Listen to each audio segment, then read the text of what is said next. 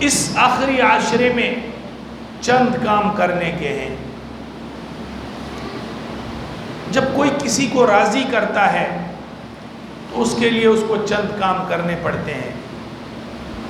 اگر میرا کسی میں کوئی کام ہے اور وہ میری بات نہیں مان رہا تو پہلے میں اس کے گھر پر چکر لگاؤں گا، آنا جانا جاری رکھوں گا تاکہ اس کو راضی کر سکوں۔ یا کوئی آدمی اپنے محبوب کو راضی کرتا ہے تو محبوب کے راضی کرنے کے لیے پہلے نمبر پر وہ اس کے گھر کے چکر لگاتا ہے۔ اگر اس سے وہ راضی نہیں ہوتا تو پھر پیسے خرچ کرتا ہے۔ اگر اس سے بھی وہ محبوب راضی نہیں ہوتا تو پھر بھوک اور پیاس وہ برداشت کرتا ہے، بھوک اور پیاس اٹھاتا ہے۔ اگر اس سے بھی وہ راضی نہیں ہوتا تو پھر وہ اس کے گھر کے سامنے ڈیرے ڈال دیتا ہے۔ تو ہم اور آپ جو رمضان المبارک میرے اور آپ کو اللہ رب العزت نے نصیب فرمایا، اس میں بھی ہم اپنے محبوب حقیقی اللہ رب العزت کو راضی کرنے کے لیے اس کے گھر مسجد کی ہم نے بار بار چکر لگائے۔ فجر میں آئے، ظہر میں آئے، عصر میں آئے، مغرب میں آئے، عشاء اور تراویح میں آئے، آذان دینے کے لیے آتے گئے اپنے محبوب کو راضی کرنے کے لیے۔ اس کے بعد ہم نے اپنے مال خرچ کیا زکوٰۃ کی صورت میں، صدقات کی صورت میں، فطرے کی صورت میں۔ اس کے بعد ہم نے بھوک اور پیاس بھی ساتھ اٹھائی کہ ہم اپنے محبوب حقیقی کو راضی کر سکے اللہ، اور وہ راضی ہو، اور راضی ہونے کے بعد میرے اور آپ کے لیے سرٹیفکیٹ جاری فرمائے عتقاء الرحمن کا کہ یہ اللہ کے آزاد کردہ لوگ ہیں، اللہ نے ان سب کو معاف فرما دیا، اللہ نے ان سب کی بخشش کر دی۔ اب یہ جو آخری عشرہ ہے یہ اللہ کو راضی کرنے کے آخری دن ہے۔ اس میں ہم نے اس کے گھر پہ ڈیرے ڈالنے ہیں، یعنی اعتکاف کرنا ہے۔ ایک عمل اعتکاف کا ہے۔ اعتکاف اتنا بڑا عمل ہے،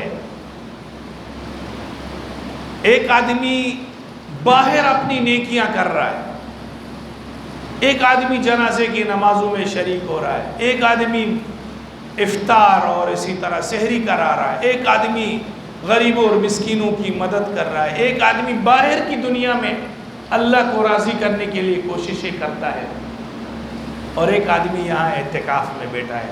آقا صلی اللہ علیہ وسلم کا ارشاد ہے، یہ جو اعتکاف میں بیٹھا ہے باہر والے لوگوں کی جتنی نیکیاں اللہ اس کے کھاتے میں لکھتا ہے۔ اس لیے میرے محترم بھائیوں، ہم اور آپ اپنے اللہ کو راضی کرنے کے لیے اس آخری عشرے میں اعتکاف اپنے اوپر لازم کر لیں۔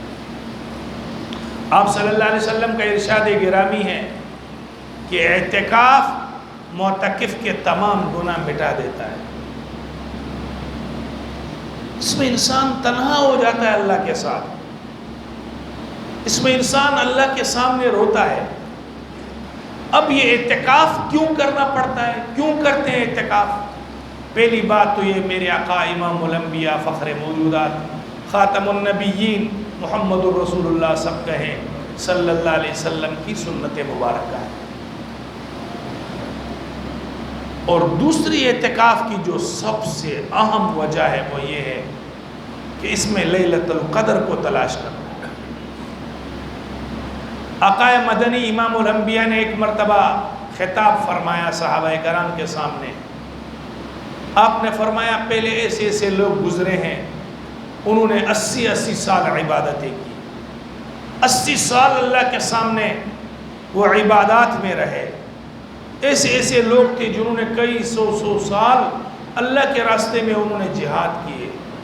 کئی انبیاء کا آپ نے تذکرہ فرمایا کہ ایسے انبیاء تھے جو 80 سال انہوں نے اپنے جسم سے اسلحہ جدا نہیں کیا، اللہ کے راستے میں وہ جہاد کرتے رہے، اسی اسلحے کے ساتھ وہ سوتے رہے، اتنے عبادات انہوں نے اللہ کے راستے میں۔ تو ایک صحابی کھڑے ہو گئے، انہوں نے فرمایا رسول اللہ صلی اللہ علیہ وسلم ان کی تو صحت بھی صحیح ہوگی، ان کی تو عمریں بھی لمبی لمبی تھی، ان کی تو عبادات بھی قوی اور طاقتور تھی، ہماری تو اتنی عمریں نہیں ہیں، ہمارے جسموں میں تو اتنی طاقت نہیں ہے۔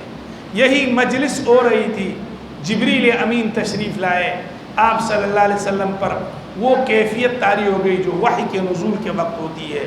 آپ صلی اللہ علیہ وسلم نے جب وحی سنی پوری، پھر آپ صلی اللہ علیہ وسلم مسکرا دیے اور فرمایا اللہ رب العزت نے اس امت کے ساتھ احسان فرمایا، اِنَّا أَنزَلْنَاهُ فِي لَيْلَةِ الْقَدْرِ وَمَا أَدْرَاكَ مَا لَيْلَةُ الْقَدْرِ لَيْلَةُ الْقَدْرِ خَيْرٌ مِّنْ أَلْفِ شَهْرٍ۔ فرمایا اللہ نے لیلۃ القدر تمہیں نصیب کیا، اور لیلۃ القدر کا مقام کیا ہے، اس کا مرتبہ کیا ہے کہ اس رات میں اللہ رب العزت نے اللہ کے مقدس کلام قرآن مجید کو نازل کیا۔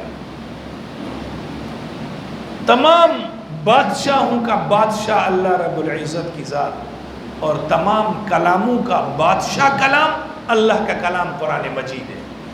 تو اللہ نے اس مقدس رات میں قرآن مجید نازل فرمایا۔ اور